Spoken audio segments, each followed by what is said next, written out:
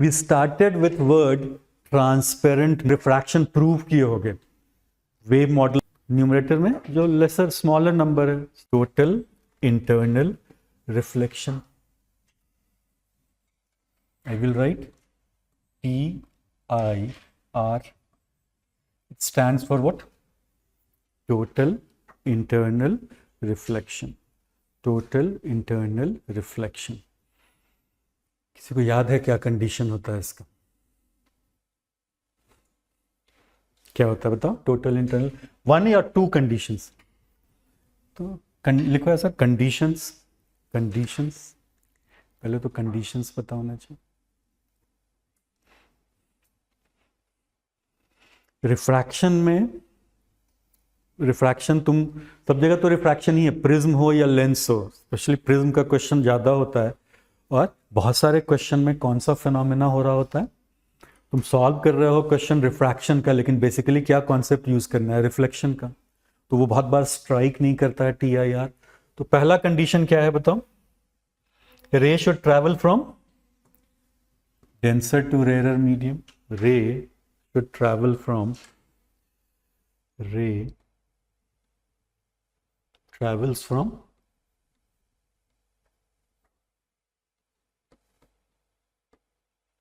denser to rarer medium.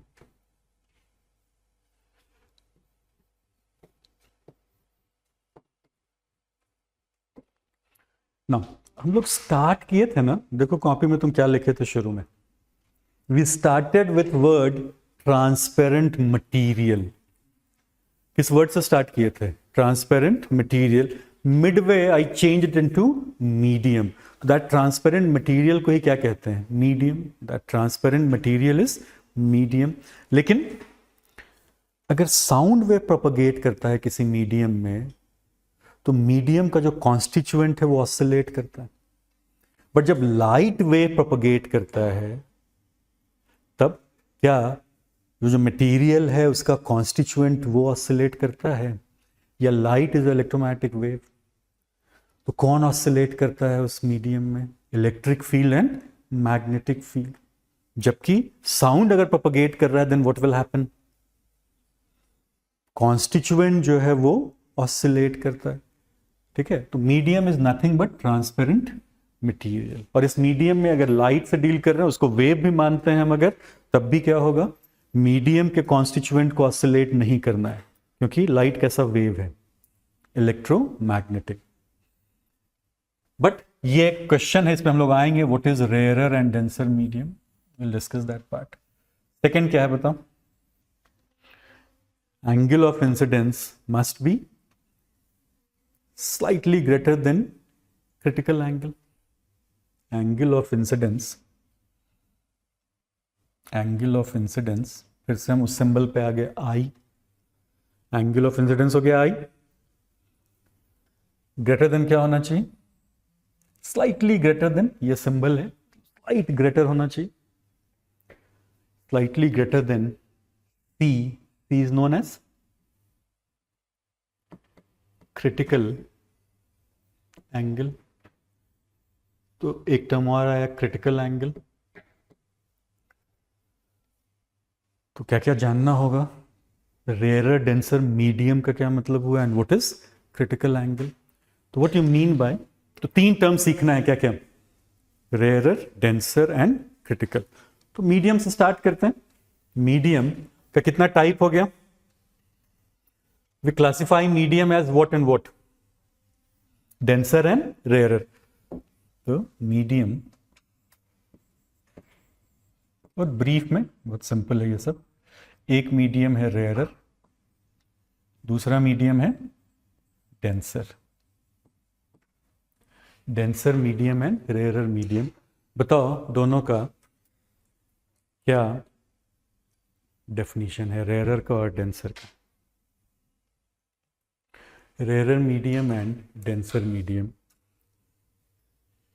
क्या definition है?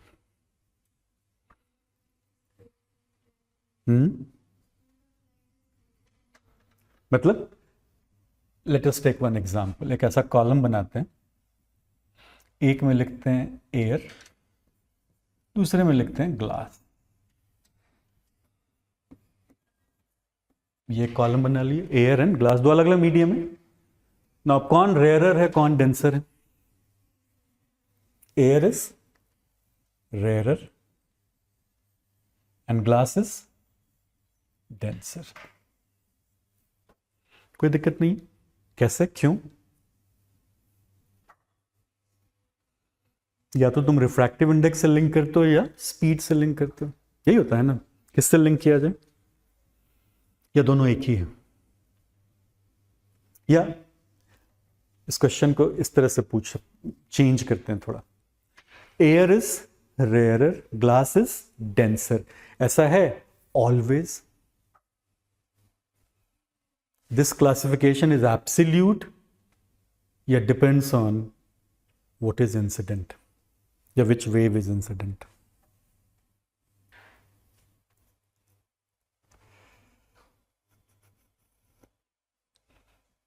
क्योंकि बहुत बार तुम क्या देखोगे ना, कॉम्पिटिटिव एग्जाम में स्पेशली, हम लोग लाइट कहां से स्टार्ट किए थे? लाइट रे इंसिडेंट है, we are talking about light. Question में तुमको क्या मिल जाएगा? Sound is incident. साउंड को ही एक रे की तरह ले लिए और वो इंसिडेंट है ना। तब वहां पे क्या होगा? क्या वहां भी एयर रेयरर है और ग्लास डेंसर है?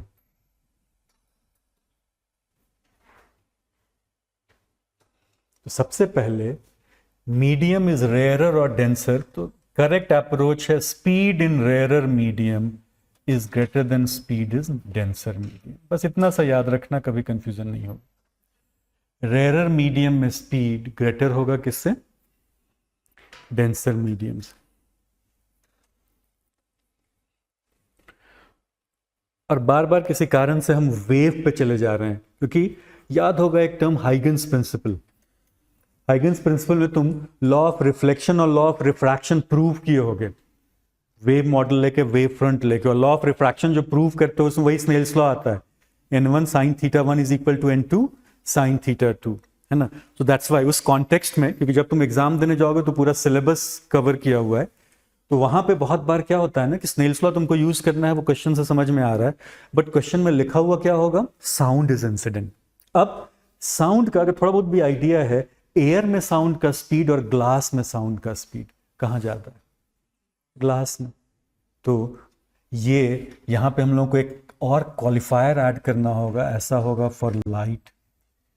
ये ट्रू है किसके लिए? लाइट के लिए। But for sound what will happen? Air becomes what? Denser and glass becomes rarer. तो ये एक अंडरस्टैंडिंग प्रॉब्लम सॉल्व करते समय एग्जाम में होना चाहिए। So the classification of rarer and denser medium is absolute या depends on incident wave? Depends on, ऐसा लिख दो, क्योंकि वेव में जानबूझ के वो यहीं पे डिस्कस कर लियो उसी के साथ। So I mean medium is denser or rarer, medium is denser or rarer, medium is denser or rarer, depends on incident wave. Incident wave अगर कुछ नहीं मेंशन्ड है और तुमको लग रहा है कि ऑप्टिक्स का क्वेश्चन है, तो लाइट ही इंसिडेंट होगा। और बहुत बार देखोगे ना, साउंड वर्ड कहीं ना कहीं तुमको उसमें मिल जाएगा, तो वहां थोड़ा अलर्ट रहना। ये क्लियर हो गया? रेयरर डेंसर हमेशा किससे डिसाइड करेंगे? Refractive index, forget about that. Speed किस मीडियम में जाता है? Rarer.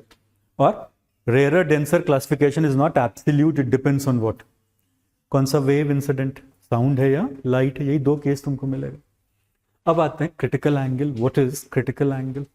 What is critical angle? क्या होता है बताओ क्रिटिकल एंगल?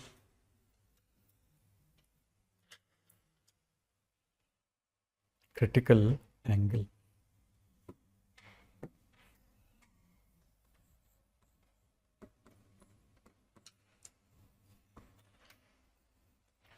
ना, क्रिटिकल एंगल में रेयरर डेंसर ये सब नहीं सोचना चाहिए। क्रिटिकल एंगल का मतलब ये है, मतलब जनरली हम लोग ऐसा ड्रॉ करते हैं, भी वैसा ही ड्रॉ कर रहे हैं, चलो यही ड्रॉ करते हैं, draw this.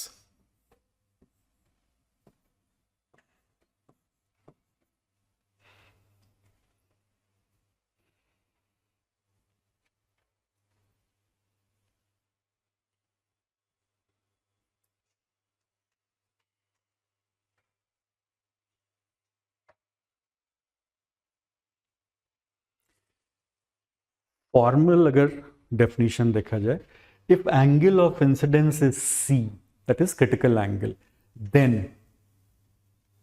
Angle of refraction is pi by to.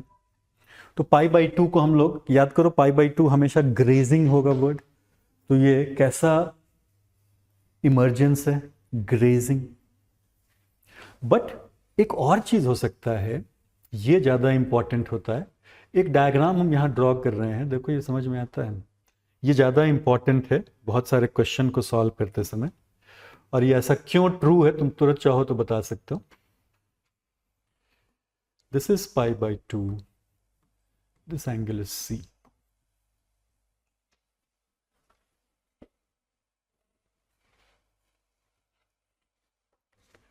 Nothing but reversibility of रे।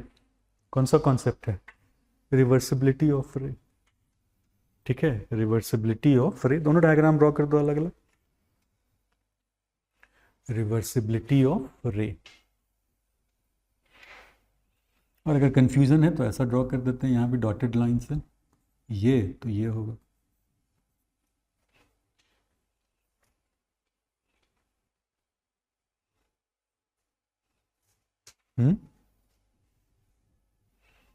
ये सपोज N2 है, ये N1 है, यहाँ कुछ और ले लेते हैं, ये N3 है, ये N4 है, कुछ भी कोई भी सिंबल तुम ले सकते हो, कोई भी वैल्यू ले सकते हो, वो इशू नहीं।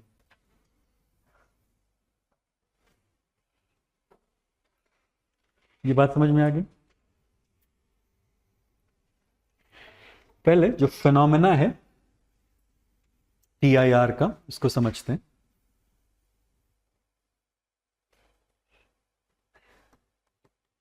ये इंसिडेंट रे है, ये एंगल क्रिटिकल एंगल है, तो ये ग्रेजिंग इमर्जेंस है पाई बाई टू।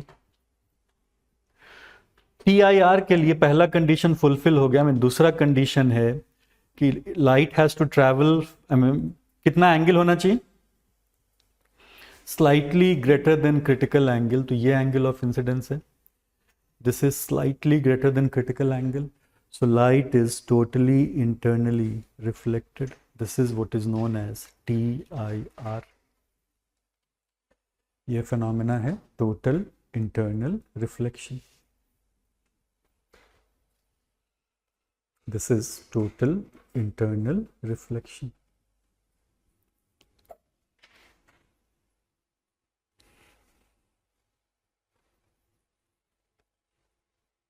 तो कितना कंडीशन है, 2। और ये तुमको एग्जाम में स्ट्राइक करना चाहिए, कहीं TIR तो नहीं हो रहा है। और बहुत बार क्वेश्चन में साउंड होता है, तुम लाइट की तरफ से तो तुमको लगता है कि अरे तो रेयर से डेंसर में जा रहा है तो होगा ही नहीं, लेकिन साउंड के लिए वही क्या हो जाएगा, जस्ट रिवर्स हो जाएगा। तो कौन सा फिनोमेना हो सकता है, टोटल इंटरनल रिफ्लेक्शन। नो, कुछ क्वेश्चन होता है बहुत एलिमेंट्री सा, जहां तुमको निकालना होगा how much is critical angle. तो फर्स्ट डायग्राम में अब जरा स्नेल्स लॉ खुद से अप्लाई करो, तो क्या इक्वेशन लिखोगे, ये जो फिगर है उसमें क्या लिखें, N2 into what, sine C equal to how much, N1 into sine pi by two is 1 और not, sine pi by two is 1, so how much is sin C equal to N1 by N2। इससे critical angle निकल जाएगा। Most elementary question, refractive index of glass 3/2, refractive index of water is 4/3, find critical angle for glass water interface। केवल लिख दो find critical angle, सी कितने के बराबर है। दो रिफ्रैक्टिव इंडेक्स दिया हुआ है और बताना है how much is critical angle.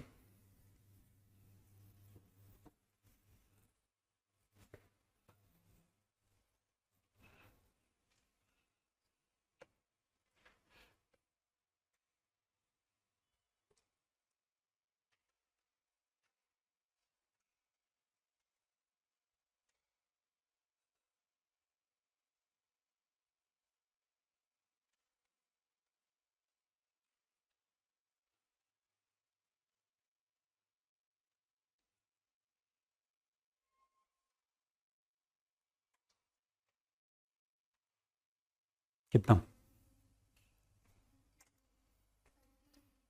30।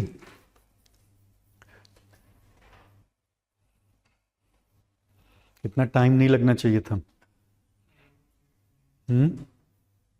इतना टाइम लगना ही नहीं चाहिए। तुम क्या क्या देखो कैसे, फिर से सब एग्जाम्पल है कि हम लोग फिजिक्स में कैसे अपना लाइफ डिफिकल्ट बनाते हैं। कितना तुम टेंशन में रहते हो कि फिजिक्स से थोड़ा ज़्यादा दिमाग लगाएंगे, रेयर डेंसर क्रिटिकल एंगल निकालना है तो तुरंत क्या कहाँ से स्टार्ट करते हो? फ्रैंकली बताओ, तुम सोचना शुरू करते हो अच्छा क्रिटिकल एंगल है तो टी टोटल इंटरनल हो रहा होगा, तो कहाँ से कहाँ जाना चाहिए? रेयरर से डेंसर। तुम्हारा कुछ सेकंड बीत जाता है कौन रेयरर है कौन डेंसर है उसको दिमाग में लगाने में। सिंपली ये बताओ, ये तो समझ में आ गया कि sine C is ratio of two refractive index. और हमको एक चीज़ और बताओ, हम यहाँ मेंशन नहीं किए थे, पहले कहीं मेंशन किए थे, क्या साइन थीटा कभी एक्सीड कर सकता है 1 को? तो क्रिटिकल एंगल ऐसे क्वेश्चन में निकालने का मतलब हमको कुछ नहीं पता होना चाहिए, हमको डिवाइड करना आना चाहिए और ये इंश्योर करना है कि साइन थीटा क्या है, 1 से बड़ा है या 1 से छोटा है। तो किसको किससे डिवाइड करोगे? किस रिफ्रैक्टिव इंडेक्स को ऊपर रखोगे और किसको नीचे रखोगे? Which one is greater? एक है 3/2 1.5, दूसरा है कितना 1.33, which one is greater? 1.5। That is 3/2 कहाँ होगा, न्यूमरेटर में या डिनोमिनेटर में? और ये कहाँ होगा? तो आगे आंसर कितने के बराबर? 8/9। So sine C is equal to 8/9। और कुछ लोग उस टेंशन में, एग्जाम के टेंशन में ये भी लिख के चले आते हो 9/8। साइन कभी 9/8 हो सकता है? क्यों नहीं हो सकता है? ग्रेटर देन 1, पॉसिबल या इम्पॉसिबल? तो अगर ये सबसे आसान क्वेश्चन है क्रिटिकल एंगल निकालना, कब? जब क्या गिवन है 2 रिफ्रैक्टिव इंडेक्स, तो शुड वी बॉदर अबाउट कि कौन सा वेव इंसिडेंट है क्या है, या सीधा आंसर लिख सकते हैं what divided by what? Denominator में कौन सा रिफ्रैक्टिव इंडेक्स होगा? लार्जर। न्यूमरेटर में जो लेसर स्मॉलर नंबर है, so it is less than 1। तो तुम तुरंत निकाल सकते हो, no need to get into details कि कहां से कहां ट्रैवल कर रहा है और क्या कर रहा है। समझ गए इस चीज को? कभी दिक्कत नहीं होगी क्रिटिकल एंगल। हाँ, एक इश्यू हो सकता है कि रिफ्रैक्टिव इंडेक्स जो है वो कैसे दिया हो, एब्सोल्यूट नहीं देके क्या दिया हुआ होगा, रिलेटिव। तुम उसको एब्सोल्यूट में कन्वर्ट कर सकते हो। ये जो भी फॉर्मूला हम लोग लिख रहे हैं स्नेल्स लॉ में, कौन सा रिफ्रैक्टिव इंडेक्स इन्वॉल्व है? एब्सोल्यूट है। तो you need to be bit careful. बहुत सिंपल। एक पॉइंट जो हमेशा स्ट्राइक करना चाहिए वो ये डायग्राम है, तुम बहुत बार इसको मिस कर जाते हो। यहां तो ठीक है, एक चीज देखो, अगर डेंसर से रेयरर में लाइट ट्रैवल कर रहा है तो it will bend away from normal. Denser to rarer में what will happen? It will bend away, है ना? ये रेयरर से डेंसर है। इस केस में यहां पे मेंशन भी कर देते हैं, light is travelling from rarer to denser. इसमें TIR तो कभी हो ही नहीं सकता है, out of question. TIR is out of question. Important idea is if grazing incidence कभी भी है तो angle of refraction must be critical angle. अगर इंसिडेंस ग्रेजिंग है तो एंगल ऑफ रिफ्रैक्शन को क्या होना ही होगा? क्रिटिकल एंगल होना होगा या नहीं? तो इसको दूसरी तरह से कैसे याद करें? In any question involving refraction, चाहे वो प्रिज्म हो या प्लेन सरफेस हो, कोई भी क्वेश्चन हो involving refraction, if you find कि एक एंगल π/2 है, वो तो दिख रहा होगा, ये एंगल दिख रहा होगा या नहीं, पाई बाई 2। अगर एक एंगल पाई बाई 2 है, जो भी नाम दे दो उसका तुम, इंसिडेंस या रिफ्रैक्शन, दूसरा एंगल सी होगा या नहीं, बस ये याद रखना है। पाई बाई 2 हमेशा किस एंगल से मैच होना है, क्रिटिकल एंगल्स, दैट्स इट। बहुत सारा क्वेश्चन तुम बना लोगे आसानी से, ये हमेशा ध्यान रखना है, ये स्ट्राइक करना चाहिए। कोई मतलब नहीं है हमको रेयर डेंसर से, केवल किस चीज से मतलब है, एक एंगल कितना है पाई बाई 2, दूसरा क्या होगा सी होगा, दूसरा सी होगा। और रिफ्रैक्शन एट अगर प्लेन सरफेस है तो मैक्सिमम क्वेश्चन TIR का ही होता है। बहुत सारा क्वेश्चन तुमको मिलेगा, वो हम लोग फिर आगे भी डिस्कस करेंगे, ठीक है। Rarer and